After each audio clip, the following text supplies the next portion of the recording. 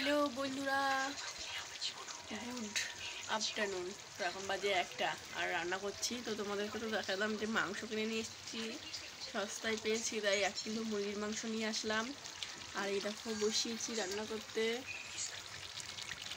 এই যে বাইরে বৃষ্টি হচ্ছে, বৃষ্টির মধ্যে এরকম গরম গরম কষা কষা মাংস হলে তো একদম জমে যায়।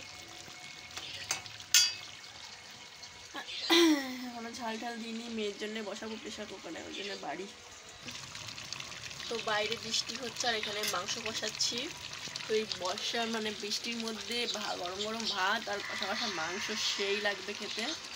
বাইরে অনেক বৃষ্টি হচ্ছে, তার মধ্যে মেয়েকে তো স্কুলে দিয়ে এসেছি, এবার আনতে যাবো করে সেটাই সমস্যা। ছাতার ভেতরে জল ঢুকে যায় বৃষ্টির।